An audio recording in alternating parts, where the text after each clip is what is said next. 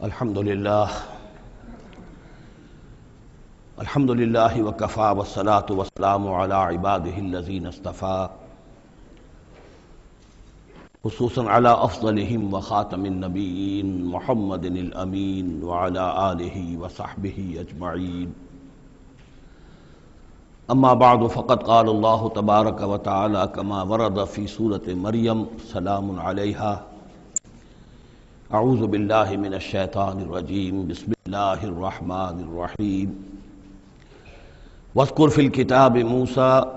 انہ کان مخلصا وکان رسولا نبیا ونادیناہ من جانب الطور الایمن وقربناہ نجیا ووہبنا لہ من رحمتنا اخاہ ہارون نبیا واذکر فی الکتاب اسماعیل انہ کان صادق الوعد وکان رسولا نبیا وکان یأمر اہلہ بالصلاة والزکاة وکان عند ربہ مرضیا واذکر فی الکتاب ادریس انہ کان صدیقا نبیا ورفعناہ مکانا علیا صدق اللہ العظیم رب اشرح لی صدری ویسر لی امری واحلل عقدۃ من لسانی یفقہوا قولی اللہم ربنا الہمنا رشدنا واعذنا من شرور انفسنا اللہم ارنا الحق حقا وارزقنا اتباعہ وارنا الباطل باطلا وارزقنا اللہم ربنا آنس وحشتنا فی قبورنا وارحمنا بالقرآن العظیم اللہم اجعلہ لنا اماما ونورا وہدا ورحمہ اللہم ذکرنا منہ ما نسینا وعلمنا منہ ما جہلنا وارزقنا تلاوتہ آناء اللیل وآناء النہار واجعلہ لنا حجتا یا رب العالمین آمین۔ کل ہم نے سورہ مریم کا آغاز کر لیا تھا اور تقریباً نصف کا ہم ترجمہ کر چکے ہیں، لیکن یہ بات بیان ہونے سے رہ گئی کہ مکی اور مدنی صورتوں کے جس تیسرے گروپ میں اس وقت ہم ہیں، جس کی مکیات کا آغاز ہوا تھا سورہ یونس سے، تو اس میں 9 صورتیں ہم پڑھ چکے ہیں۔ جیسا کہ میں نے عرض کیا، وہ 9 صورتیں تین صورتوں کے سب گروپس کی شکل میں ہیں۔ ہر سب گروپ میں ایک جوڑا ہے جس کے اندر وہ نسبت زوجیت بتمام و کمال موجود ہے، اور ایک منفرد مزاج کی صورت ہے۔ سورہ یونس، سورہ ہود ایک جوڑے کی حیثیت سے، سورہ یوسف منفرد ہے، ایک ہی نبی کے حالات پر پوری صورت جو ہے وہ مشتمل ہے۔ پھر سورہ رعد اور سورہ ابراہیم یہ جوڑے کی شکل میں ہے۔ سورہ حجر یہ منفرد مزاج کی ہے، بلکہ اس پورے گروپ میں یہ اس اعتبار سے قدرے مختلف نظر آتی ہے کہ اس کا انداز جو ہے وہ ابتدائی زمانے کی صورتوں کا ہے، مضامین کی مناسبت بھی انہی سے ہے۔ چھوٹی چھوٹی آیتیں ہیں، ردم جو ہے وہ بہت تیز ہے، صوتی آہنگ بہت نمایاں ہے، ڈیوائن میوزک جو ہے، جو ملکوتی غنا ہے، وہ اس میں بہت نمایاں ہے۔ پھر 3 صورتیں، سورہ نحل سب سے بڑی ہے اس سب گروپ میں، جو منفرد مزاج کی ہے، لیکن اس کے بعد سورہ بنی اسرائیل اور سورہ کہف یہ ایک نہایت حسین و جمیل جوڑا ہے۔ اب پھر 3 صورتیں جو آ رہی ہیں، سورہ مریم، پھر سورہ طٰہٰ، سورہ انبیاء۔ یہاں بھی معاملہ وہی ہے کہ ان میں سے 2 صورتیں جو ہیں سورہ مریم اور سورہ انبیاء، ان میں بڑی گہری مشابہت ہے، اور یہ قصص النبیین کے انداز میں یہاں تذکرہ ہے انبیاء کرام کا، انباء الرسل کے انداز میں نہیں ہے۔ وہ جو انداز سورہ کہف، سورہ اعراف میں ہم نے دیکھا، سورہ ہود میں ہم نے دیکھا کہ رسول آئے، انہوں نے دعوت دی، قوم نے انکار کیا، قوم ہلاک کر دی گئی، یہ انداز جو انباء الرسل، ایام اللہ، اس کا نہیں ہے۔ لیکن یہ کہ ایک جو ہے اس سب گروپ میں منفرد صورت ہے، اور وہ ہے سورہ طٰہٰ۔ یہ اس اعتبار سے کہ تقریباً پوری ایک ہی رسول کے حالات پر مشتمل ہے، حضرت موسیٰ علیہ السلام۔ 8 میں سے 5 رکوع مسلسل جو ہیں وہ حضرت موسیٰ علیہ السلام کے حالات پر ہیں، اور ان کی ایک نسبت جو معنوی قائم ہو جاتی ہے اس سورہ مبارکہ کی سورہ یوسف کے ساتھ، وہ یہ ہے کہ تاریخی اعتبار سے ہمیں معلوم ہے کہ حضرت یوسف علیہ السلام کے زمانے میں بنی اسرائیل مصر میں جا کر آباد ہوئے، اور حضرت موسیٰ علیہ السلام کے ذریعے سے اللہ تعالیٰ نے انہیں پھر جو مصر میں فرعونیوں نے انہیں جو اپنا غلام بنا لیا تھا، اس غلامی سے نجات دلائی، اور وہ واپس مصر سے نکل کر پھر اپنے آبائی وطن جو ہے سمجھیے جو حضرت ابراہیم کا مسکن تھا، یعنی فلسطین کی طرف روانہ ہوئے۔ تو ان میں بھی ایک نسبت قائم تو ہو جاتی ہے، لیکن وہ فاصلے سے ہے۔ سورہ مریم میں اور سورہ انبیاء میں آپ کو قصص النبیین کے انداز کا بات ملے گی، تو یہ آپ جب ہم پڑھیں گے تو بات نمایاں ہو جائے گی۔ البتہ ایک چیز کے لیے رات میں نے کہا تھا اس پر گفتگو کل ہوگی۔ سورہ مریم میں ہم نے اب تک جو پڑھا ہے، سب سے پہلے حضرت زکریا حضرت یحییٰ کا تذکرہ ہوا پہلے رکوع میں۔ دوسرا رکوع بہت طویل ہے، اس میں حضرت مریم اور حضرت عیسیٰ کا سلام علیہم ان کا تذکرہ ہوا ہے۔ تیسرے رکوع میں پھر حضرت ابراہیم علیہ السلام کا، اور ان کے ساتھ ہی پھر حضرت اسحاق اور حضرت یعقوب کا تذکرہ ہوا ہے۔ حضرت ابراہیم کے بارے میں کہا گیا کہ انہ کان صدیقا نبیّا۔ اب یہ ایک نئی ترکیب ہے کہ جو پہلی مرتبہ قرآن مجید میں آئی ہے، اور میں نے اسی لیے آج جو ہے کئی آیات تلاوت کی ہیں اگلے رکوع کی، کہ آپ یہ دیکھ سکیں کہ دو کے بارے میں آ رہا ہے رسول نبیّا، حضرت اسماعیل اور حضرت موسیٰ علیہ السلام رسول النبیّا، انہ کان رسول النبیّا، اور دو ہی کے بارے میں آیا انہ کان صدیق النبیّا، یعنی حضرت ابراہیم علیہ السلام اور حضرت ادریس علیہ السلام۔ تو اس میں فرق کیا ہے؟ ظاہر بات ہے کہ الفاظ مختلف ہیں، ترکیب مختلف ہے، تو یقیناً ان کا مفہوم جدا ہے۔ اگرچہ بہت ہی میرے علم کی حد تک کسی نے اس پر توجہ نہیں کی ہے، بلکہ ایک بہت بڑے عالم تھے جو مفسر قرآن بھی ہیں، ان سے جب میں نے تذکرہ کیا تو ان کا کہ کیا واقعی ایسا ہے؟ یعنی یہ کہ وہ تفسیر بھی لکھ چکے تھے لیکن انہوں نے توجہ نہیں کی۔ ہوتا یہ ہے کہ آدمی جب گزر جاتا ہے تیزی کے ساتھ، اگر کسی چیز کی توجہ نہیں ہوتی، کیا واقعی ایسا ہے کہ دو کے بارے میں ہے رسول النبیّا اور دو کے بارے میں ہے صدیق النبیّا؟ تو میں نے ان سے سوال کیا تھا کہ اس میں پھر کیا فرق ہے؟ اس کے لیے میں چاہتا ہوں کہ جو جس حد تک کہ مجھ پر وہ بات اللہ تعالیٰ نے منکشف فرمائی ہے وہ آپ پر بھی میں آپ کے ساتھ بھی شیئر کروں، کہ یہ جو ہم پڑھ چکے ہیں، ایک تو سورہ فاتحہ میں اہدنا الصراط المستقیم صراط الذین انعمت علیہم، راستہ ان کا ہمیں دکھا اور ان کے راستے پر چلا جن پر تیرا انعام ہوا۔ اس کی وضاحت سورہ نساء میں آئی، وَمَن يُطِعِ اللَّهَ وَالرَّسُولَ فَأُولَٰئِكَ مَعَ الَّذِينَ أَنْعَمَ اللَّهُ عَلَيْهِم مِّنَ النَّبِيِّينَ وَالصِّدِّيقِينَ وَالشُّهَدَاءِ وَالصَّالِحِينَ وَحَسُنَ أُولَٰئِكَ رَفِيقًا۔ یہ منعم علیہم جو ہیں، جن پر اللہ تعالیٰ کا انعام ہوا ہے،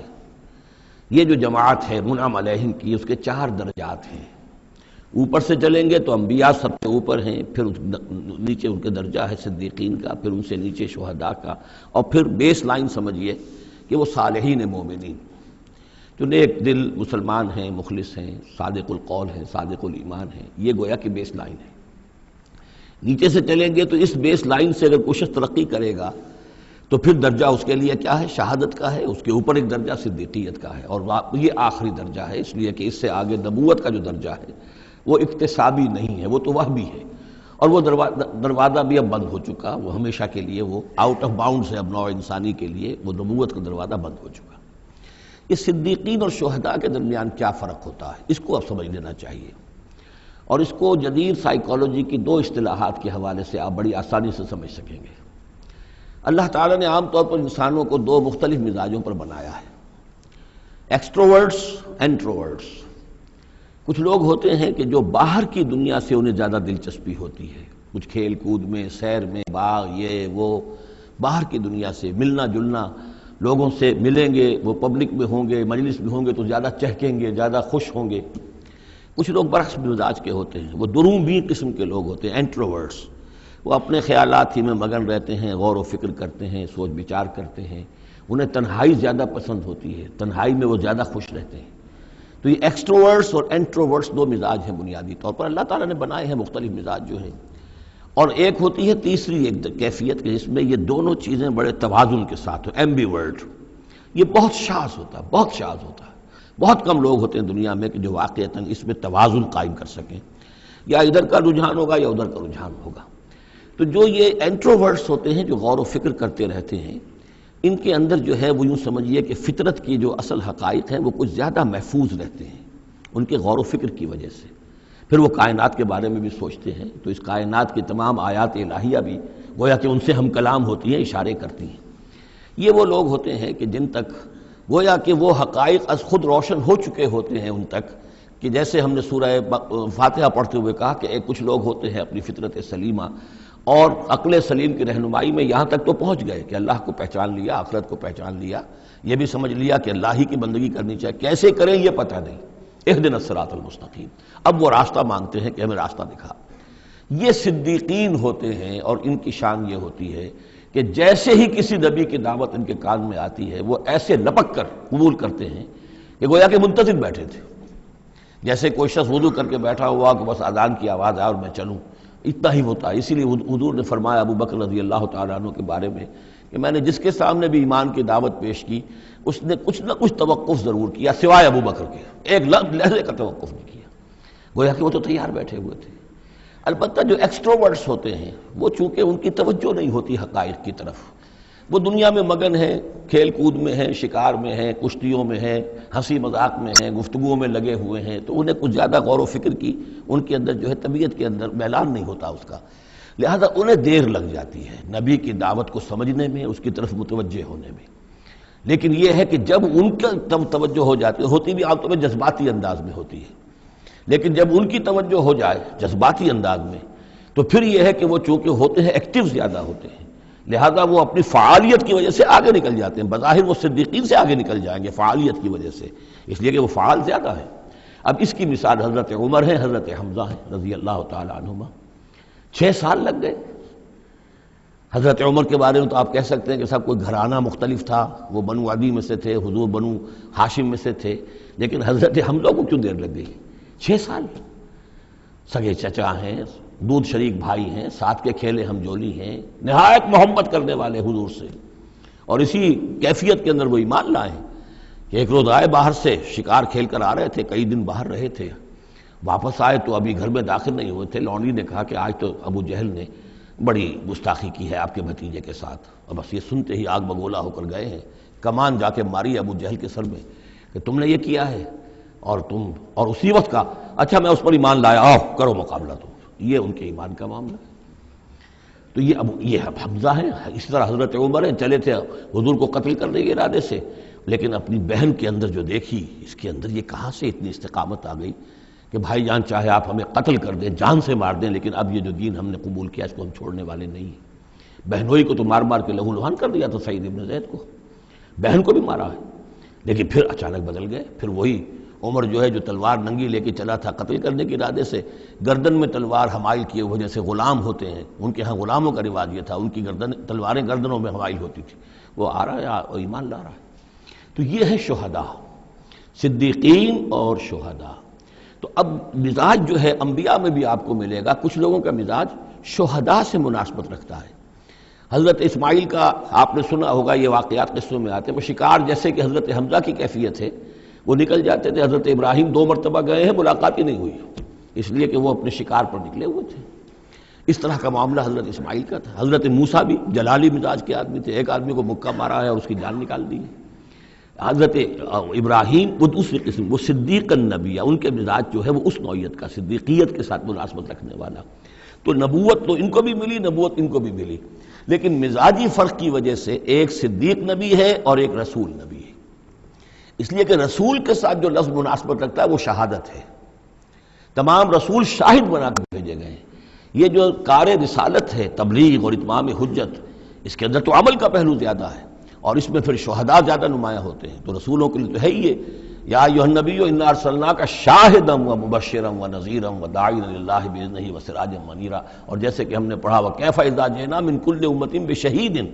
تو رسولوں کے ساتھ مناسبت لفظ کی جو ہے وہ شہادت کی ہے۔ تو گویا کہ شہداء کا مزاج رکھنے والے جو نبی ملے وہ رسول النبی ہیں، اور صدیقیت کا مزاج رکھنے والے جن کو نبوت مل گئی وہ صدیق نبی ہیں۔ تو حضرت ابراہیم انہ کان صدیقا نبیا، وہ تو ہم پڑھ چکے تھے، اب آگے چلیے۔ ابھی اس موضوع پر مزید گفتگو سورہ حدید میں چل کر ہوگی۔ اولئک ھم الصدیقون والشہداء عند ربہم، اس کے جو دوسرے رکوع کے آخر میں یہ آیت آئی ہے، تو وہاں جا کر انشاءاللہ اس کے سلسلے میں مزید کچھ گفتگو ہوگی۔ وَاذْكُرْ فِي الْكِتَابِ موسیٰ، اور کتاب میں تذکرہ کیجئے موسیٰ کا، انہ کان مخلصا، یقیناً ہم نے اسے خاص اپنا بنا لیا تھا۔ اس کی تفصیل آگے آ جائے گی سورہ طٰہٰ کے اندر۔ وَكَانَ رَسُولًا نَبِيًّا، اور وہ رسول نبی تھے۔ وَنَادَيْنَاهُ مِن جَانِبِ الطُّورِ الْأَيْمَنِ، اور ہم نے اس کو پکارا، اس سے بات کی، اس کو بلایا طور پہاڑ کے داہنی جانب سے۔ وَقَرَّبْنَاهُ نَجِيًّا، اور اسے قریب ہم نے بلایا سرگوشی کے لیے۔ وَوَهَبْنَا لَهُ مِن رَحْمَتِنَا أَخَاهُ هَارُونَ نَبِيًّا، اور ہم نے اسے اپنی رحمت سے اس کو یہ مقام بھی عطا کیا کہ اس کے بھائی ہارون کو بھی نبوت عطا کر دی، چونکہ یہ درخواست کی تھی حضرت موسیٰ علیہ السلام نے، وہ اگلی صورت میں آ جائے گا۔ وَاذْكُرْ فِي الْكِتَابِ اسماعیل، اور ذرا تذکرہ کیجئے کتاب میں اسماعیل کا بھی، اِنَّهُ كَانَ صَادِقَ الْوَعْدِ، یقیناً وہ بڑے وعدے کے سچے تھے۔ اور خاص طور پر اشارہ ہو رہا ہے اتنا بڑا وعدہ جو حضرت ابراہیم سے اپنے والد سے انہوں نے کیا تھا کہ یا ابت افعل ما تؤمر ستجدنی انشاءاللہ صابرا، ابا جان کر گزریے جو بھی آپ کو اللہ کی طرف سے حکم آ رہا ہے، مجھے ذبح کرنے کا حکم ہے، ذبح کر دیجئے، انشاءاللہ آپ مجھے صابر پائیں گے۔ تو وہ آخری وقت تک انہوں نے اپنے اس وعدے کو نبھایا اور گردن جو ہے رکھ دی کہ چلائیے چھری۔ صادق الوعد وکان رسول النبی، اور وہ بھی مزاجی اعتبار سے جو میں نے عرض کیا ہے، حضرت حمزہ چونکہ ویسے بھی نسل میں حضرت اسماعیل کی نسل میں سے ہیں، تو اگر آپ دیکھیں گے تو بہت ہی ان کے درمیان شخصیت کی مشابہت نظر آئے گی۔ رسول النبی، وہ رسول نبی تھے۔ وکان یامر اہلہ بالصلاۃ والزکاۃ وکان عند ربہ مرضیہ، اور وہ حکم دیتے تھے اپنے گھر والوں کو نماز کا بھی اور زکوٰۃ کا بھی، اور وہ اپنے رب کے نزدیک بہت ہی پسندیدہ تھے، بہت ہی اللہ تعالیٰ کو کے منظور نظر کہہ لیجئے، مرضیہ۔ وَاذْكُرْ فِي الْكِتَابِ ادریس، اور تذکرہ کیجئے کتاب میں ادریس کا بھی۔ یہ ادریس علیہ السلام جو ہے یہ ایک نبی ہے کہ جو حضرت آدم اور حضرت نوح کے مابین گزرے ہیں۔ حضرت آدم اور حضرت نوح کے مابین ایک اور نبی بھی گزرے ہیں، قرآن مجید میں ذکر نہیں ہے، تورات میں، شیس علیہ السلام۔ تو نبی تو یہ ہیں، حضرت آدم پہلے نبی، پھر یہ دو اور نبی ہیں حضرت ادریس۔ اس تورات میں ان کا نام حنوک ہے، شیس کا نام سیس ہے، وہ تو ٹھیک ہے، اور قرآن مجید میں ان کا تذکرہ بھی نہیں ہے، لیکن حضرت ادریس کا حنوک نام ہے وہاں۔ لیکن یہ کہ یہ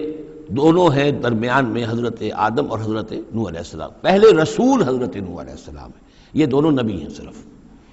وَاذْكُرْ فِي الْكِتَابِ ادریس، اور تذکرہ کیجئے کتاب میں، اس قرآن میں، ادریس کا، اِنَّهُ كَانَ صِدِّيقًا نَبِيًّا، یقیناً وہ بھی صدیق نبی تھے، مزاجاً ان کا بھی وہی حضرت ابراہیم کے ساتھ مناسبت، صدیقیت والا مزاج۔ وَرَفَعْنَاهُ مَكَانًا عَلِيًّا، اور ہم نے انہیں اٹھایا تھا بہت بلند مقام تک۔ اب یہ اٹھانا جو ہے ویسے تو بعض لوگوں کا خیال ہے کہ شاید وہ بھی حضرت عیسیٰ علیہ السلام کی طرح رفع سماوی ان کی ہوئی ہے، چوتھے آسمان میں حضور کی ان سے ملاقات ہوئی ہے شب معراج میں۔ لیکن ایک مفہوم اس کا یہ بھی ہے کہ اونچا مقام دینا، بلند مقام دینا، اس لیے کہ یہاں الہ نہیں ہے، وہاں جو ہے وہ رافعک الیہ، جہاں کہا گیا حضرت عیسیٰ کے بارے میں تمہیں اٹھانے والا ہوں اپنی طرف، تو اس سے مفہوم جو ہے بہت معین ہو جاتا ہے، یہاں ضروری نہیں ہے کہ وہ مفہوم لیا جائے۔ اولئک الذین انعم اللہ علیہم، دیکھیے وہی لفظ آ گیا اب، یہ ہیں وہ لوگ جن پر انعام فرمایا ہے اللہ نے، من النبیین، انبیاء میں سے۔ اب ہم کیونکہ منعم علیہم کے 4 طبقات تھے، ان میں سے یہ انبیاء کا تذکرہ ہو رہا ہے سب کا۔ تو من النبیین، من ذریت آدم، اولاد آدم میں سے، وممن حملنا مع نوح، اور پھر بعد ان میں سے ان کی نسل میں سے ہیں جنہیں ہم نے نوح کے ساتھ اس کشتی میں سوار کرایا، ومن ذریت ابراہیم، اور پھر ذریت ابراہیم میں سے ہیں ان کی اولاد سے، و اسرائیل، اور حضرت یعقوب کی نسل سے ہیں، وممن ہدینا واجتبینا، اور جنہیں کہ ہم نے ہدایت دی اور جنہیں ہم نے چن لیا، پسند کر لیا۔ اذا تتلی علیہم آیات الرحمن، ان کی کیفیت یہ ہوتی تھی کہ جب رحمان کی آیات ان کو پڑھ کر سنائی جاتی تھی، خروا سجدا و بکیا، تو وہ گر پڑتے تھے اللہ کی جناب میں سجدہ کرتے ہوئے، روتے ہوئے۔ سجدہ کر لیجیے۔ فخلف من بعدہم خلف، پھر ان کی جگہ پر بعد میں آ گئے، ان کے جانشین ہوئے، ان کے وارث ہوئے ایسے ناخلف لوگ۔ یہ خلف کا لفظ جب آتا ہے لام کی جزم کے ساتھ تو ناخلف، یعنی ایسے لوگ کہ جو اپنے اسلاف کے کردار اور ان کی بزرگی جو ہے اس کو برباد کرنے والے، تباہ کرنے والے، ان کی نیک نامی کو بٹا لگانے والے ہوں، ناخلف۔ فخلف من بعدہم خلف، پھر ان کی اولاد میں سے ایسے ناخلف بھی پیدا ہوئے، اضاعوا الصلاۃ، جنہوں نے نماز کو تو ضائع کر دیا، واتبعوا الشہوات، اور خواہشات کی پیروی کی، شہوات، خواہشات، جذبات، فسوف یلقون غیا، تو ان قریب ان کی ملاقات ہو جائے گی گمراہی کے ساتھ، یعنی گمراہی کا جو انجام ہے یہ اس سے دوچار ہو جائیں گے۔ الا من تاب وآمن وعمل صالحا، سوائے اس کے کہ جو توبہ کریں اور ایمان لائیں اور نیک عمل کریں، فاولئک یدخلون الجنہ، وہ لوگ جنت میں داخل ہوں گے، ولا یظلمون شیئا، اور ان پر قطعاً کوئی ظلم نہیں کیا جائے گا، ان کا کوئی حق تلفی نہیں کی جائے گی، ان کے پورے اعمال کا انہیں بدلہ مل جائے گا۔ جنات عدن التی وعد الرحمن وعبادہ بالغیب، یعنی ان کو کیا ملے گا؟ وہ باغات، ریزیڈینشل گارڈن، بسنے والے باغات، رہنے والے باغات، جن کا کہ وعدہ کیا تھا رحمان نے اپنے بندوں سے غیب میں، یعنی ظاہر بات ہے قرآن مجید میں وعدہ ہو رہا ہے تو اب نہ وہ جنت ہمارے سامنے ہے، نہ خود اللہ تعالیٰ جو ہے رو در رو ہمارے سامنے ہے، ہم ایمان لا رہے ہیں اس پر غیب، یؤمنون بالغیب۔ انہ کان وعدہ ماتیا، یقیناً اس کا وعدہ جو ہے وہ تو پورا ہونے والا ہی ہے، اس کو تو وقت پر پہنچنا ہی ہے، اب وہ اپنی جگہ پر پختہ ثابت ہوگا۔ لا یسمعون فیہا لغوا الا سلاما، وہ نہیں سنیں گے اس میں کوئی لغو بات، بس صرف سلام ہی سلام، ہر طرف سے فرشتے آ رہے ہیں تو سلام، قیلا سلاما سلاما۔ وَلَهُمْ رِزْقُهُمْ فِيهَا بُكْرَةً وَعَشِيًّا، اور ان کے لیے ان کا رزق ہوگا اس میں صبح بھی اور شام کو بھی۔ تِلْكَ الْجَنَّةُ الَّتِي نُورِثُ مِنْ عِبَادِنَا مَنْ كَانَ تَقِيًّا، یہ ہے وہ جنت جس کو کہ ہم جس کے وارث بنائیں گے ہم اپنے بندوں میں سے ان کو کہ جو متقی ہوں گے، خدا ترس ہوں گے، اللہ سے ڈرنے والے ہوں گے۔ وَمَا نَتَنَزَّلُ إِلَّا بِأَمْرِ رَبِّكَ، اور اے نبی ہم نہیں نازل ہوتے مگر آپ کے رب کے حکم سے۔ لَهُ مَا بَيْنَ أَيْدِينَا وَمَا خَلْفَنَا وَمَا بَيْنَ ذَلِكَ وَمَا كَانَ رَبُّكَ نَسِيًّا، اسی کے اختیار میں ہے جو کچھ ہمارے سامنے ہے اور جو کچھ ہمارے پیچھے ہے اور جو ان دونوں کے مابین ہے، اور اے نبی آپ کا رب بھولنے والا نہیں ہے۔ یہ بہت اہم مضمون ہے، اور در حقیقت ایک مضمون کا یوں سمجھیے کہ سلسلہ شروع ہو رہا ہے جس کی پہلی کڑی یہ ہے۔ اس کو یوں سمجھیے کہ حضور صلی اللہ علیہ وسلم کو جو قرآن مجید سے شغف تھا اور محبت تھی اور شوق تھا آپ کا، تو جو وقفہ پڑ جاتا تھا وہی میں وہ آپ پر بڑا شاخ گزرتا تھا۔ آپ چاہتے تھے کہ وہی جلدی جلدی آئے تاکہ آپ اس سے اور اپنے وجود پرنور کو مزید منور کریں۔ آپ جو ہے قرآن مجید سے جو آپ کو عشق تھا اس کے بنا پر اس میں آپ کو اجلت رہتی تھی کہ جلدی آئے قرآن۔ تو اس حوالے سے آپ نے حضرت جبرائیل سے شکوہ کیا کہ آپ وقفے وقفے سے آتے ہیں، ہم انتظار کرتے رہتے ہیں۔ اس کا یہ جواب ہے جو جہاں دیا جا رہا ہے، وَمَا نَتَنَزَّلُ إِلَّا بِأَمْرِ رَبِّكَ، اے نبی ہم اپنی مرضی سے نہیں نازل ہو سکتے، ہم نہیں نازل ہوتے مگر آپ کے رب کے حکم سے۔ لَهُ مَا بَيْنَ أَيْدِينَا، یہ بہت ہی یعنی یوں سمجھیے کہ گہرے الفاظ ہیں۔ لَهُ مَا بَيْنَ أَيْدِينَا وَمَا خَلْفَنَا، جو ہمارے آگے ہے اس کا اختیار بھی اللہ ہی کا ہے، جو ہمارے پیچھے ہے اس کا اختیار بھی اللہ ہی کا ہے۔ وَمَا بَيْنَهُمَا وَمَا بَيْنَ ذَلِكَ، آگے اور پیچھے کے مابین کون ہے پھر؟ ہم، میں، میرا وجود، میرے آگے میرے پیچھے، اور ان دونوں کے درمیان کون ہے؟ میں گویا کہ بالکلیہ اللہ تعالیٰ کے حکم کے تابع ہوں۔ فرشتے کی یہی شان ہے کہ فرشتہ جو ہے یفعلون ما یؤمرون، جو حکم ملتا ہے، لا یعصون اللہ ما امرہم، ان کا معاملہ یہ ہے کہ جو بھی اللہ کا حکم ہے گویا کہ وہ تو اس سے سرتابی نہیں کرتے، سرے منہ اس میں فرق نہیں ڈالتے۔ وَمَا نَتَنَزَّلُ إِلَّا بِأَمْرِ رَبِّكَ، ہم نہیں اترتے یا اتر سکتے مگر آپ کے رب کے حکم سے، جب اسی کی مصلحت اور اسی کی مشیت ہوتی ہے وہ وحی دے کر ہمیں بھیجتا ہے۔ لَهُ مَا بَيْنَ أَيْدِينَا وَمَا خَلْفَنَا وَمَا بَيْنَ ذَلِكَ وَمَا كَانَ رَبُّكَ نَسِيًّا، اور اے نبی یہ جو کچھ تاخیر ہو جاتی ہے کسی بھول کی وجہ سے نہیں ہے کہ اللہ کو کوئی نسیان لائق ہو گیا ہے تو تھوڑی دیر کے لیے توجہ کہیں اور ہو گئی ہے، معاذ اللہ، تیرا رب جو ہے بھولنے والا نہیں ہے، بلکہ یہ حکمت کے تحت ہے، اللہ تعالیٰ کی مشیت یہ ہے۔ كَذَلِكَ لِنُثَبِّتَ بِهِ فُؤَادَكَ رَتَّلَ اللَّهُ تَرْتِيلًا، وہ جو ہم پڑھ چکے سورہ بنی اسرائیل میں بھی، وَقُرْآنًا فَرَقْنَاهُ لِتَقْرَأَهُ عَلَى النَّاسِ عَلَى مُكْثٍ وَنَزَّلْنَاهُ تَنزِيلًا، یہ ہماری حکمت ہے کہ ذرا وقفے وقفے سے آپ یہ قرآن لوگوں کو پڑھ کر سنائیں۔ رب السماوات والارض، وہ رب ہے آسمانوں کا اور زمین کا، وما بینہما، اور جو ان دونوں کے مابین ہے، فاعبدہ، پس اسی کی بندگی اور پرستش کیجئے، واصطبر علیہ لعبادتہ، اور اس کی عبادت کے اوپر پوری طرح جمے رہیے، صبر کیجئے۔ هل تعلم له سمیا، تو کیا تم جانتے ہو کہ اس کی سی شان کا کوئی اور بھی کوئی اور ہستی ہے؟ ظاہر بات ہے جو شان اللہ کی ہے اس کی سی شان رکھنے والی کوئی اور ہستی کائنات میں موجود نہیں۔ وَيَقُولُ الْإِنسَانُ وَإِذَا مَا مِتُّ لَسَوْفَ أُخْرَجُ حَيًّا، اور یہ انسان کہتا ہے حیران ہو کر، کیا میں جب مر جاؤں گا تو پھر مجھے زندہ کر کے اٹھا لیا جائے گا؟ یعنی یہ وہ لوگ ان میں سے کہ جو بعث بعد الموت کے منکر تھے۔ میں نے بارہا آپ کو بتایا کہ اکثر و بیشتر تو وہ مانتے تھے، لیکن وہ کہتے تھے کہ وہاں ہمیں چھڑانے والے ہیں، ہمارے شفعاء ہیں، ہؤلاء شفعاؤنا عند اللہ، تو بعث بعد الموت کے وہ منکر نہیں تھے، لیکن ایک طبقہ ان میں ایسے لوگوں کا بھی تھا، اب یہ ان کی بات ہو رہی ہے۔ وَيَقُولُ الْإِنسَانُ وَإِذَا مَا مِتُّ لَسَوْفَ أُخْرَجُ حَيًّا، کہ جب میں مر جاؤں گا پھر مجھے دوبارہ اٹھا لیا جائے گا اور نکال دیا جائے گا۔ أَوَلَا يَذْكُرُ الْإِنسَانُ، تو کیا اس انسان کو یہ یاد نہیں ہے، أَنَّا خَلَقْنَاهُ مِن قَبْلُ وَلَمْ يَكُ شَيْئًا، کہ وہ کچھ بھی نہیں تھا اور ہم نے اسے پیدا کیا ہے، تو کیا مشکل ہے ہمارے لیے دوبارہ اس کو پیدا کر دینا؟ کیا تھا وہ پہلے، اس کی کیا حقیقت تھی؟ یعنی جہاں سے ہم اپنے آپ کو جانتے ہیں وہ بھی ظاہر بات ہے کہ ایک نطفہ ایک ہے، اس سے ہمارا آغاز ہوا، یہ تو سبھی جانتے ہیں نا۔ تو اس سے اللہ تعالیٰ نے اگر انسان بنا دیا ہے تو کیا اللہ تعالیٰ دوبارہ تمہیں پیدا نہیں کر سکتا؟ فوربک، تو قسم ہے تیرے رب کی، لنحشرنہم والشیاطین، ہم جمع کریں گے ان سب کو بھی اور تمام شیطانوں کو، ثم لنحضرنہم حول جہنم جثیا، اور پھر ہم سب کو جمع کر لیں گے جہنم کے گرد کہ یہ اپنے گھٹنوں کے بل گرے ہوئے ہوں گے۔ ثم لننزعن من كل شیعۃ ایہم اشد علی الرحمن عتیا، پھر ہم ہر گروہ میں سے، ہر قوم میں سے پھر نکالیں گے کون ہیں وہ جو سب سے زیادہ اکڑنے والے تھے رحمان کے مقابلے میں۔ بلاؤ ادھر سے ابو جہل کو اور بلاؤ ادھر سے عقبہ ابن ابی معیط کو، ہر گروہ میں سے جو سب سے زیادہ اللہ کا کی اس کے ساتھ گستاخی کرنے والا اور سب سے زیادہ تکبر کرنے والا تھا، پھر اس کو آگے نکال کر نمایاں کیا جائے گا۔ ثم لنحن اعلم بالذین هم اولی بها صلیہ، پھر ہم خوب جانتے ہیں ان لوگوں کو کہ جو بہت زیادہ قابل ہوں گے اور سب سے پہلے داخل ہونے والے ہوں گے اس جہنم کے اندر۔ وَإِن مِّنكُمْ إِلَّا وَارِدُهَا کان علی ربک حتما مقضیا، اور تم میں سے کوئی بھی نہیں ہے مگر یہ کہ اسے ایک مرتبہ جہنم پر آنا ہوگا، یہ فیصلہ ہے تیرے رب کا حتمی، طے شدہ، حتما مقضیا۔ اس کا جو مفہوم سمجھا گیا میں اسے اتفاق کرتا ہوں کہ اصل میں وہ پل صراط جس کا تذکرہ جو ہے آئے گا سورہ حدید میں بھی اور پھر سورہ تحریم میں بھی، جس کو ہم پل صراط کہہ دیتے ہیں، الصراط ہے وہ،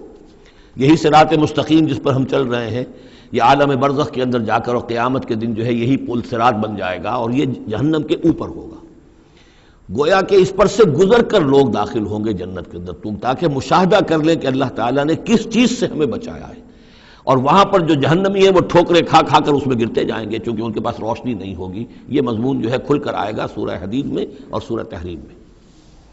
تو یہ فرمایا کہ آنا تو ہر ایک کو پڑے گا، ہر انسان کا گزر اس پر ہوگا، تاکہ اور اس میں یہ کہ یقیناً جو بچا لیے جائیں گے ان کے دل میں کس قدر اللہ تعالیٰ کی کہ اس رحمت کا اور مغفرت کی قدر کتنی ہوگی کہ اللہ نے ہمیں کس انجام سے بچایا ہے۔ وَإِن مِّنكُمْ إِلَّا وَارِدُهَا كَانَ عَلَىٰ رَبِّكَ حَتْمًا مَّقْضِيًّا ثُمَّ نُنَجِّي الَّذِينَ اتَّقَوْا، پھر وہاں سے ہم نجات دے دیں گے، بچا کر لے جائیں گے ان لوگوں کو جنہوں نے کہ تقویٰ کی روش اختیار کی تھی دنیا میں، وَنَذَرُ الظَّالِمِينَ فِيهَا جِثِيًّا، اور چھوڑ دیں گے ظالموں کو اسی میں پڑے ہوئے، وہ وہاں پر پڑے جائیں گے، گرتے جائیں گے اور اہل ایمان اور اہل تقویٰ نکل جائیں گے۔ وَإِذَا تُتْلَىٰ عَلَيْهِمْ آيَاتُنَا بَيِّنَاتٍ، اور جب انہیں ہماری روشن آیات پڑھ کر سنائی جاتی ہیں، قَالَ الَّذِينَ كَفَرُوا لِلَّذِينَ آمَنُوا، تو کہتے ہیں یہ کافر لوگ اہل ایمان سے، ای الفریقین خیر مقاما واحسن ندیا،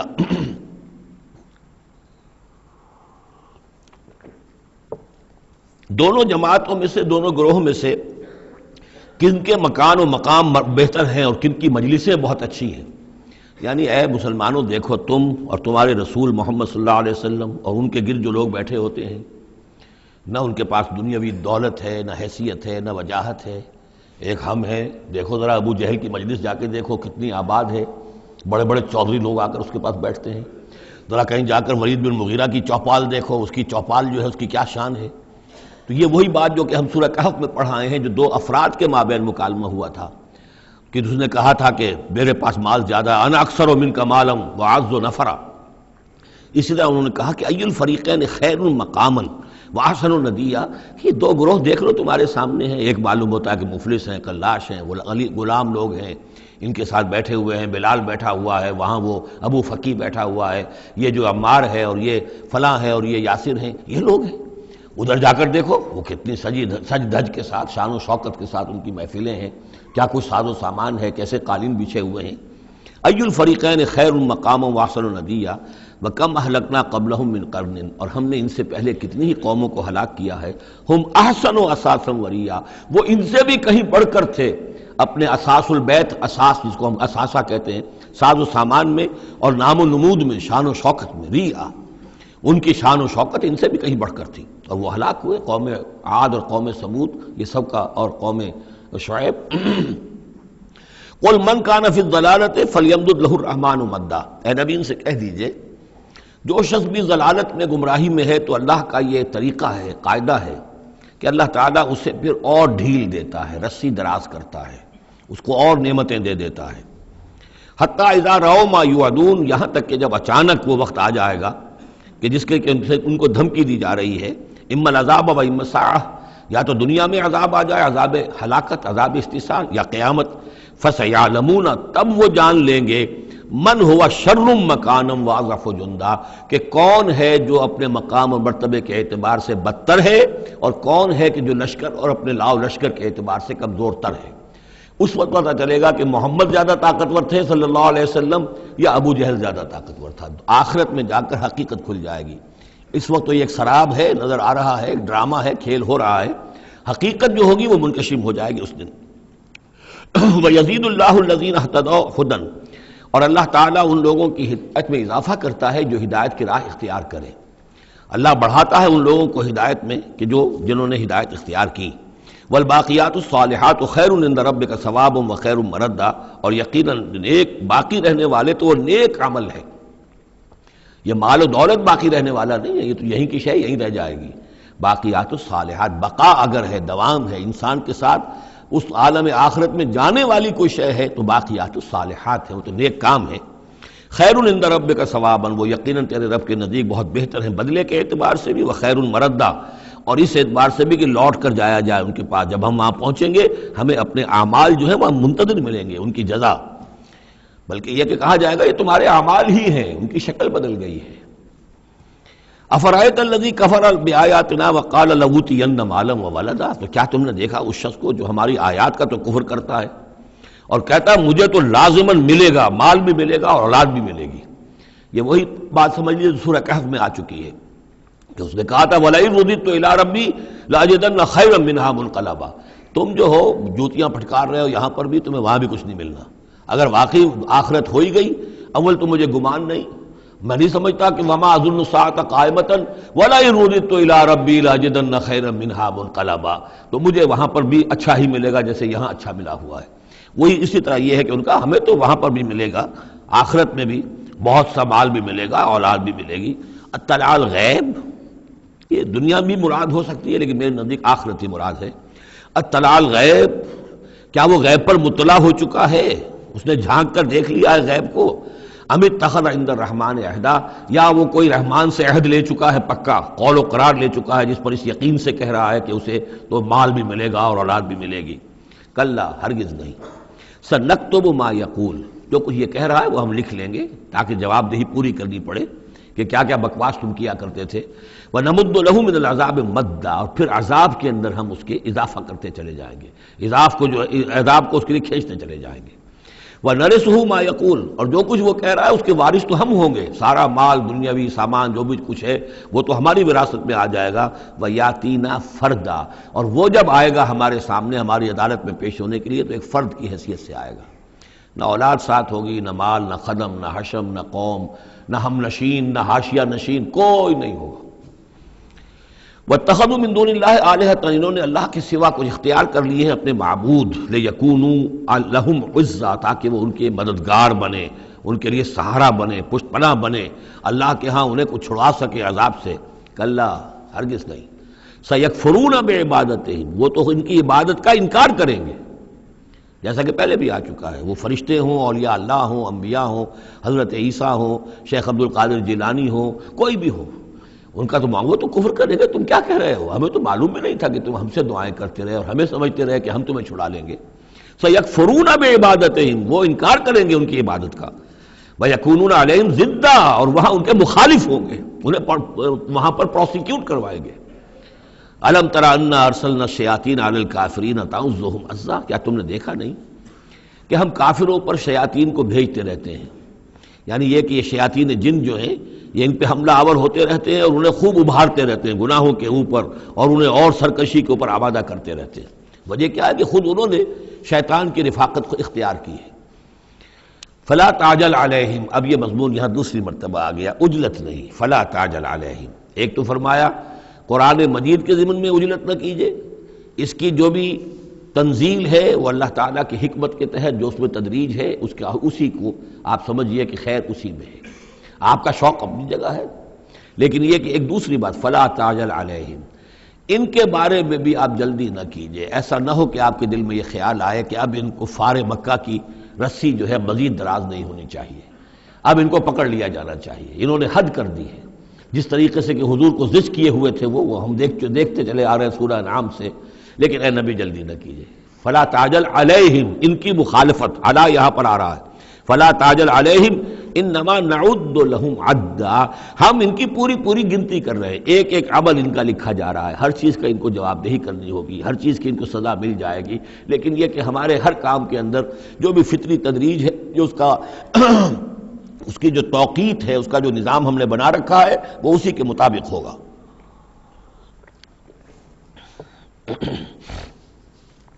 یوم نحشر المتقین الی الرحمن وفدا، یاد کرو جس دن کی ہم جمع کریں گے اہل تقویٰ کو، وہ رحمان کی طرف آئیں گے مہمانوں کی صورت میں، جیسے مہمانوں کا استقبال ہوتا ہے، وفد آیا ہے۔ وَنَسُوقُ الْمُجْرِمِينَ إِلَىٰ جَهَنَّمَ وِرْدًا، اور جو مجرم ہیں انہیں ہم دھکیلیں گے، دھکے دیں گے، ہانک کر لے جائیں گے جہنم کی طرف، جیسے کہ کوئی پیاسے جانور جاتے ہیں گھاٹ کی طرف۔ لا یملکون الشفاعۃ الا من اتخذ عند الرحمن عہدا، کسی کے بھی کوئی شفاعت کام نہیں آئے گی سوائے اس کے کہ جس نے رحمان کے پاس اپنا ایک مقام حاصل کر لیا ہے، یعنی ایک شخص جو ہے بنیادی طور پر اللہ کے ساتھ اس نے اپنا عہد نبھایا ہو، اللہ کی بندگی کر رہا ہو، کوئی خطائیں ہو گئی ہیں، کوئی غلطیاں ہو گئی ہیں، جیسے کوئی پھسل جاتا ہے، کوئی کمزور بھی ہوتا ہے انسان، ایسے لوگوں کے لیے تو شفاعت مفید ہو سکتی ہے، لیکن جو سرے سے اس عہد کی خلاف ورزی کر رہے ہو، جو بجائے مشرق کے ان کا رخی مغرب کی طرف ہو، بجائے کعبے کے ان کا رخی جو ہے کسی اور شے کی طرف ہو، تو ظاہر بات ہے کہ ان کے لیے شفاعت نہیں ہے۔ وَقَالُوا اتَّخَذَ الرَّحْمَنُ وَلَدًا، اور انہوں نے ایک اور عقیدہ گھڑ لیا ہے کہ رحمان نے اپنے لیے اولاد اختیار کی ہے۔ لَقَدْ جِئْتُمْ شَيْئًا إِدًّا، دیکھو تم نے یہ بہت بڑی بھاری بات کہی ہے، یہ بہت بڑی گستاخی ہے اللہ کی جناب میں، اور کتنی بھاری گستاخی ہے ذرا نوٹ کیجئے الفاظ، تکاد السماوات یتفطرن منہ، قریب ہے کہ آسمان پھٹ پڑے تمہاری اس گستاخی پر، وتنشق الارض، اور قریب ہے کہ زمین شق ہو جائے، وتخر الجبال حدا، اور یہ پہاڑ جو ہے دھماکے کے ساتھ گر پڑے، ان دعوا للرحمن ولدا، کہ انہوں نے رحمان کے لیے بیٹا قرار دیا، بیٹی قرار دی۔ مشرکین عرب نے فرشتوں کو خدا کی بیٹیاں بنا دیا، عیسائیوں نے حضرت مسیح کو خدا کا بیٹا بنا دیا، اور یہودیوں نے عزیر کو خدا کا بیٹا بنا دیا۔ ان دعوا للرحمن ولدا وما ينبغي للرحمن ان يتخذ ولدا، رحمان کے تو یہ شایان شان ہی نہیں ہے کہ وہ کسی کو اولاد بنائے۔ یہ اس کی وضاحت میں کر چکا ہوں کہ اولاد کی ضرورت اس کو ہوتی ہے جو خود فانی ہو، ہمیں معلوم ہے ہم مر جائیں گے، ہمارا نام و نشان مٹ جائے گا، اولاد کے ذریعے سے ہمارا نام زندہ رہے گا۔ یہ اصل میں ایک اپنی ہی تسلسل انسان سمجھتا ہے کہ میری ہستی کا تسلسل ہے، میری اولاد گویا کہ میرا اپنی بقا کی ایک شکل ہے، اس لیے کہ یہ انسان کے اندر ہے۔ مجھے یاد ہے جب ہم پڑھتے تھے کالج میں تو الفا ایک کمپنی ہوتی تھی لاہور میں، یہ فائل کورز وغیرہ بناتی تھی نوٹ بکس کے، تو اس میں پیرامڈس کے عنوان سے جو بہترین الفاظ لکھے ہوئے تھے اب بھی مجھے یاد ہیں، still and resolute, calm and self-possessed, still and resolute, the pyramids echo unto eternity, the defiant cry of man's will to survive and conquer the storms of time۔ کہ یہ جو ان لوگوں نے فرائضہ نے اتنے بڑے بڑے پیرامڈز بنا دی، کائے کے لیے بنا دیے؟ تاکہ ہمارا نام رہے، ہم تو نہیں ہوں گے، نام رہے گا۔ تو گویا کہ انسان کے اندر ایک خواہش ہے بقا کی، وہ اپنا دوام چاہتا ہے، یہ اسے پتا ہے کہ میری ذاتی طور پر تو میرا دوام ہے، تو میں کوئی عمارت بنا دوں، میرا نام جو ہے اس کے حوالے سے دنیا کے اندر رہے۔ اور یہی معاملہ اولاد کا ہے کہ اولاد سے انسان کو سب سے زیادہ جو اس کو خواہش ہوتی ہے وہ اپنا بقا، اپنا تسلسل، وہ سمجھتا ہے کہ میری اپنی کنٹینیوٹی ہے کہ جو میری اولاد کے ذریعے سے۔ ظاہر بات ہے کہ اللہ ہمیشہ خود باقی رہنے والا ہے، تو اس کے شایان شان ہی نہیں ہے کہ وہ کسی کو اپنی اولاد بنائے، اسے کوئی ضرورت ہی نہیں ہے۔ تو تمہارے لیے ہے معاملہ کہ تم فانی ہو، لہذا تمہیں ضرورت ہے کہ کوئی تمہارا نام لیوا باقی رہے۔ وما ينبغي للرحمن ان يتخذ ولدا ان كل من في السماوات والارض الا آتي الرحمن عبدا، نہیں ہے کوئی بھی آسمانوں اور زمین میں کوئی بھی مگر یہ کہ وہ حاضر ہوگا رحمان کی عدالت میں بندے کی حیثیت سے، کسے باشد، جبکہ ہمیں معلوم ہے کہ محمد رسول اللہ صلی اللہ علیہ وسلم بھی حاضر ہوں گے تو بندے کی حیثیت سے، عبدہ ورسول، عبد۔ اور حضور فرماتے ہیں کہ اس روز میدان حشر میں لواء الحمد بیدی، میرے ہاتھ میں ہوگا حمد کا جھنڈا، اور اس روز جو میں حمد کروں گا اللہ کی وہ آج نہیں کر سکتا۔ اللہ تعالیٰ کی حمد بیان کریں گے محمد رسول اللہ عدالت خداوندی میں کھڑے ہو کر۔ تو معلوم یہ ہوا کہ جو بھی آئے گا بندہ بن کر آئے گا، وہ عیسیٰ ہوں یا عیسیٰ ابن مریم انت قلت للناس اتخذونی و امی الہین من دون اللہ، یہ سوال کیا جائے گا کہ نہیں؟ تو فرمایا کہ ان کل من فی السماوات والارض، یقیناً کوئی نہیں ہے آسمانوں اور زمین میں، الا آتی الرحمن عبدا، مگر وہ رحمان کی خدمت میں آئے گا، حاضر ہوگا بندے کی حیثیت سے۔ لقد احصاہم، اس نے ان سب کی گنتی کی ہوئی ہے، ان کا پورا احاطہ کیا ہوا ہے، کوئی چھپ نہیں رہے گا، کہیں بچ کر نہیں رہ جائے گا۔ وعدہم عدا، اور ہم نے پوری گنتی رکھی ہوئی ہے۔ وکلہم آتی ہے یوم القیامت فردا، اور قیامت کے دن یہ سب کے سب آئیں گے تو ایک فرد کی حیثیت سے، انڈیویجول کیپیسٹی میں محاسبہ ہوگا۔ نہ ماں باپ ساتھ ہوں گے کوئی شفاعت کرنے کے لیے، کوئی گڑ گڑانے کے لیے، نہ اولاد ہوگی، نہ شوہر کے ساتھ جوری ہوگی، نہ جورو کے ساتھ شوہر ہوگا، کچھ نہیں۔ ہر ایک شخص نفسی نفسی، اپنی جان۔ وَكُلُّهُمْ آتی ہے یوم القیامت فردا، میری جو کتاب ہے سابقہ اور موجودہ مسلمان امتوں کا ماضی، حال اور مستقبل، اس میں ایک چیپٹر ہے قرآن کا قانون عذاب، کہ عذاب جو قوموں کے اوپر آتا ہے وہ دنیا میں آتا ہے، آخرت کا عذاب جو ہے وہ افراد کے لیے ہے۔ محاسبہ اجتماعی جو ہوتا ہے وہ اللہ کا دنیا میں ہوتا ہے، لیکن آخرت کا حساب وہ جو ہے محاسبہ انفرادی ہے۔ ان الذین آمنوا وعملوا الصالحات سیجعل لهم الرحمن ودا، یقیناً جو لوگ ایمان لائے اور جنہوں نے نیک عمل کیا، ان قریب رحمان ان کے لیے محبت پیدا کر دے گا، یعنی لوگوں کے دلوں میں محبت ڈال دے گا۔ یہی ابو بکر ہوں گے جن کا نام کس تعظیم سے لوگ لیا کریں گے، کس محبت سے لیا کریں گے۔ یہی بلال ہوں گے جن کی جو تعظیم ہوگی، جن کی کتنی محبت کی جائے گی۔ ابھی ذرا وقت ہے، کٹھن ہے۔ سیجعل لهم الرحمن ودا، حدیث میں بھی آتا ہے کہ اللہ تعالیٰ جو ہے اپنے کسی بندے سے محبت کرتا ہے تو پہلے فرشتوں کو، جبرائیل سے کہا جاتا ہے کہ میں اپنے اس بندے سے محبت کرتا ہوں، اعلان کر دو۔ وہ فرشتوں میں اعلان کرتے ہیں، ان کے دل میں اس کی محبت ڈال دی جاتی ہے، پھر وہ عام دنیا میں اور لوگوں کے اندر اس کی ایک محبت ڈال دی جاتی ہے۔ فَإِنَّمَا يَسَّرْنَاهُ بِلِسَانِكَ، یہ آیت بڑی اہم ہے۔ تو ہم نے اس قرآن کو یسرنا ہو، اس کو قرآن کو آسان کر دیا ہے، بلسان کا، آپ کی زبان پر یا آپ کی زبان کے ساتھ، یعنی عربی زبان میں۔ یہ بہت آسان ہے، بہت ہی ستھری زبان ہے، سادہ زبان ہے، جس کو ہم کہتے ہیں کہ سہل ممتنع، اس کے اندر ثقالت نہیں ہے، بوجھل پن کا نہیں ہے، بہت بھاری بھرکم الفاظ کہیں کہیں شاذ آئے ہیں، ورنہ عام طور پر قرآن مجید جو بڑی سلیس زبان میں ہے۔ انما یسرناہ لسانک، بلسانک لتبشر بہ المتقین، تاکہ آپ بشارت دیں اس کے ذریعے سے متقیوں کو، وتنذر بہ قوما لدا، اور اس کے ذریعے سے انذار فرمائے۔ یعنی آپ کی دعوت کا مرکز و محور اور آپ کا آلہ جو ہے، آلہ دعوت، آلہ انقلاب، وہ قرآن مجید ہے۔ انذار کیجئے قرآن کے ذریعے، تبشیر کیجئے قرآن کے ذریعے، تذکیر کیجئے قرآن کے ذریعے۔ فذکر بالقرآن من یخاف وعید، تذکیر ہو، واعظ ہو قرآن کے ذریعے۔ یا ایھا الناس قد جاءتکم موعظۃ من ربکم، اس سے بڑا واعظ اور کوئی نہیں۔ تزکیہ نفس ہو قرآن کے ذریعے سے، شفاء لما فی الصدور یہ ہے، سورہ یونس میں بھی آ چکا، سورہ بنی اسرائیل میں بھی آ چکا۔ وَنُنَزِّلُ مِنَ الْقُرْآنِ مَا هُوَ شِفَاءٌ وَرَحْمَةٌ لِّلْمُؤْمِنِينَ، تو قرآن مجید ہی در حقیقت دعوت اور تربیت کا اور تعلیم کا گویا کہ اس کا محور ہے، مرکز و محور۔ فَإِنَّمَا يَسَّرْنَاهُ بِلِسَانِكَ لِتُبَشِّرَ بِهِ الْمُتَّقِينَ وَتُنذِرَ بِهِ قَوْمًا لُدًّا وَكَمْ أَهْلَكْنَا قَبْلَهُم مِّن قَرْنٍ، اور ان سے پہلے ہم نے کتنی ہی قوموں کو ہلاک کیا۔ هَلْ تُحِسُّ مِنْهُم مِّنْ أَحَدٍ، ان میں سے کسی کی کوئی آہٹ تمہیں نظر آتی ہے؟ کہیں کوئی باقی ہے نام و نشان؟ کہیں عاد کا کوئی نام و نشان باقی ہے؟ اور تسمع لهم رکزا، یا کہیں ان کی کوئی بھنک تمہارے کان میں آتی ہے؟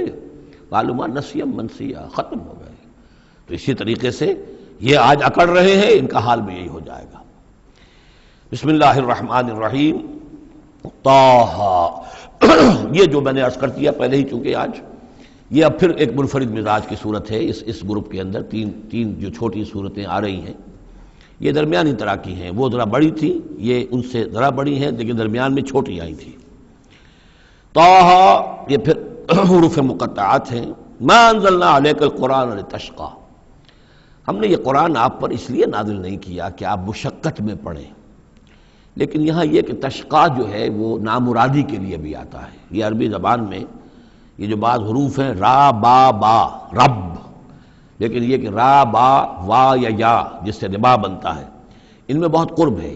اس طرح شین قاف یا اور شین قاف قاف، شق، مشقت، تشقیٰ، یہ بھی معنی ہے اس کے، لیکن یہ کہ زیادہ میرے نزدیک راجح معنی یہ ہے، اے نبی ہم نے یہ قرآن اس لیے نہیں نکالا کہ آپ ناکام ہوں، یہ اصل میں حضور کے لیے بڑی خوشخبری ہے، کامیابی آپ کے قدم چومے گی۔ یہ قرآن قول فصل بن کر نازل ہوا ہے، آپ ناکام نہیں ہوں گے، آپ جو ہے پوری طریقے سے اپنے اس مشن کے اندر کامیاب ہوں گے۔ عام طور پہ ترجمہ یہ کیا گیا ہے کہ آپ مشقت میں نہ پڑیں، محنت میں نہ پڑیں، آپ کا کام پہنچا دینا ہے، باقی اب لوگ نہیں مان رہے ہیں تو اس کی وجہ سے آپ اپنے آپ کو اس صدمے سے ہلاک نہ کر دیجئے کہ لعلک باخع نفسک علی آثارہم ان لم یؤمنوا بہذا الحدیث اسفا الا یکونوا مؤمنین الا تذکرۃ لمن یخشی۔ یہ تو صرف یاد دہانی ہے ان لوگوں کے لیے جن میں کچھ خوف خدا ہے۔ تنزیلا ممن خلق الارض والسماوات العلی، اس کی تنزیل ہے اس ہستی کی طرف سے جس نے بنایا ہے، پیدا کیا ہے زمین کو بھی اور بلند آسمانوں کو۔ الرحمن، وہ رحمان ہے، علی العرش استویٰ، کہ جو عرش پر متمکن ہے۔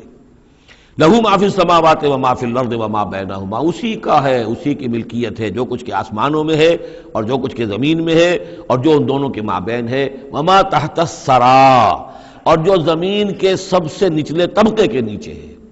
یہ سرا جو ہے گیلی زمین، اور گیلی زمین کے نیچے جو کیا ہے زمین کے اندر، وہ بھی سب اللہ کا ہے۔ وَإِن تَجْهَرْ بِالْقَوْلِ، اور اگر تم بلند آواز سے کوئی بات کرو دعا کرتے ہوئے اللہ تعالیٰ کے ساتھ یا کچھ اور مناجات کرتے ہو، فَإِنَّهُ يَعْلَمُ السِّرَّ وَأَخْفَى، بلند کرو گے تب بھی وہ تو سنتا ہے، لیکن وہ تو جانتا ہے سر کو بھی اخفا کو بھی، ہر چھپی ہوئی بات کو اور نہایت مخفی بات کو۔ اخفا جو ہے باب یوں سمجھیے کہ افعل التفصیل، سب سے چھپی ہوئی چیز اس کو جانتا ہے۔ اللہ لا الہ الا ہو، وہ اللہ ہے جس کے علاوہ کوئی معبود نہیں۔ لہ الاسماء الحسنی، تمام اچھے نام اسی کے ہیں۔ اب یہاں سے شروع ہو گیا حضرت موسیٰ علیہ السلام کا قصہ۔ اس میں سے بعض چیزیں جو ہیں وہ سورہ اعراف میں آ چکی ہیں، اس لیے ہم تیزی سے انشاءاللہ گزر جائیں گے۔ وَهَلْ أَتَاكَ حَدِيثُ موسیٰ، اور کیا تم تک پہنچ چکی ہے موسیٰ کی خبر، موسیٰ کے حالات۔ اذ رأى نارا، جب وہ مدین سے واپس آ رہے تھے اپنی اہلیہ کے ساتھ تو انہوں نے دیکھا کہ کچھ آگ ہے۔ اذ رأى نارا، رات، اندھیری رات تھی، سردی کا موسم تھا، تو یہ کہ شاید راستہ بھی اس وقت کچھ گم سا ہو گیا تھا۔ دیکھا آگ ہے۔ رأى نارا فقال لأهله، انہوں نے کہا اپنے گھر والوں سے، امکثوا، آپ ذرا ٹھہریے یہاں پر انتظار کریں، انی آنست نارا، مجھے آگ نظر آئی ہے، لعلی آتیکم منہا بقبس، یہ بھی ہو سکتا ہے کہ میں وہاں سے کوئی چنگاری لے آؤں تاکہ یہاں ہم آگ روشن کر لیں تو سردی میں اس کو آگ کو تاپ بھی سکیں گے۔ او اجد علی النار ہدی، یا جو آگ کی جگہ پر میں پہنچوں تو وہاں سے مجھے رہنمائی بھی مل جائے کہ صحیح راستہ کون سا ہے، ہم کسی غلط راستے پر تو نہیں بھٹک آئے۔ فلما اتاہا، جب پہنچے اس آگ کے قریب، نودی یا موسیٰ، تو آواز آئی، ندا کی گئی، اے موسیٰ انی انا ربک، یہ جسے تم آگ سمجھ کر آئے ہو، اس آگ کے پردے میں تو خود میں ہوں، میں تیرا رب ہوں، انی انا ربک، میں تیرا پروردگار ہوں، فخلع نعلیک، اپنی جوتیاں اتار دو، انک بالوادی المقدس طویٰ، اس لیے کہ اس وقت تم ایک بڑے پاک وادی میں، مقدس طویٰ میں ہو۔ وانا اخترتک، اور میں نے تمہیں اختیار کر لیا ہے، پسند کر لیا ہے، چن لیا ہے، ایک بڑے مشن کے لیے تمہارا سلیکشن ہو گیا ہے۔ فاستمع لما یوحیٰ، تو اب ذرا توجہ سے سنو جو وحی تم پر کی جا رہی ہے۔ اننی انا اللہ لا الہ الا انا، یہ مقام اس اعتبار سے قرآن مجید میں بہت منفرد ہے کہ جو انانیت کبریٰ ہے، اللہ کی انانیت کبریٰ جس طرح ان الفاظ میں قرآن مجید میں ظاہر ہوئی ہے، میرے علم کی حد تک کوئی دوسرا مقام نہیں ہے۔ یہ علامہ اقبال نے یہ الفاظ استعمال کیے نا کہ ایک تو ہماری انائے صغیر ہے، دی اسمال ایگو، میں، ایک ہے بڑی ego, the great I am, the infinite ego, وہ اللہ کی جو انا ہے، انائے کبیر، اس انائے کبیر کا جس طرح سے ظہور ہوا ہے قرآن مجید میں اس مقام پر اور کس جگہ نہیں۔ اننی انا اللہ لا الہ الا انا، یقیناً میں ہی ہوں، میں ہوں اللہ اور میرے سوا کوئی معبود نہیں، فاعبدنی، بس میری ہی بندگی کرو، میری ہی پرستش کرو، واقم الصلاۃ لذکری، اور نماز قائم رکھو میری یاد کے لیے۔ ان الساعۃ آتیۃ، اور یہ بات بھی یاد رکھو قیامت آ کر رہے گی۔ اکاد اخفیہا، میں اسے مخفی رکھوں گا، لتجزی کل نفس بما تسعی، تاکہ بدلہ مل جائے ہر شخص کو، ہر جان کو جو کچھ کہ اس نے کوشش کی ہو۔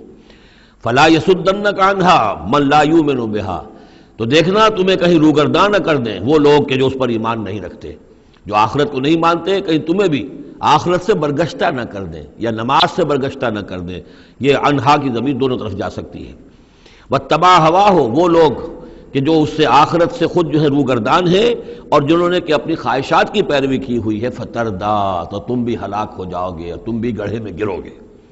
وما تلک بیمینک یا موسیٰ، اور اے موسیٰ تمہارے یہ داہنے ہاتھ میں کیا ہے؟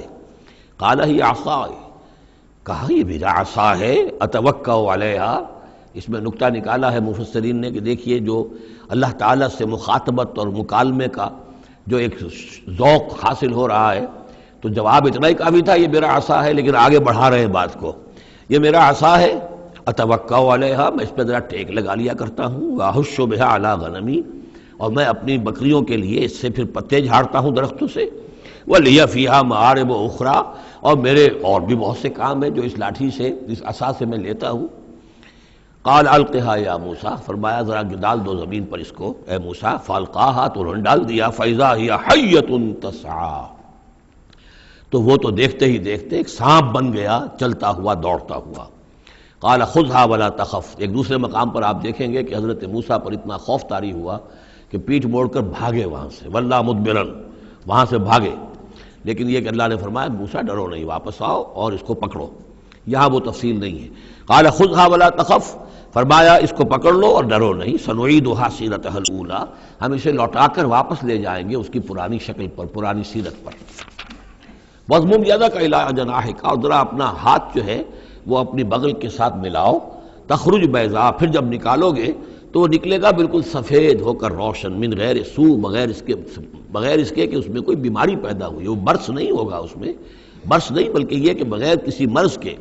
وہ چمکتا ہوا ہوگا سفید۔ آیتن اخری، یہ دوسری نشانی ہے۔ تو یہ دو نشانیاں ہم نے تمہیں دی ہیں، لنریک من آیاتنا الکبریٰ، تاکہ ہم دکھائیں تمہیں اپنی بڑی نشانیاں، ان میں سے کچھ نشانیاں، یہ دو نشانیاں ہم نے دی ہیں۔ اذهب الی فرعون انہ طغیٰ، اب جاؤ فرعون کی طرف، وہ بہت سرکش ہو گیا ہے، اس کی سرکشی جو ہے وہ اب حد سے تجاوز کر رہی ہے، تو جاؤ اور اسے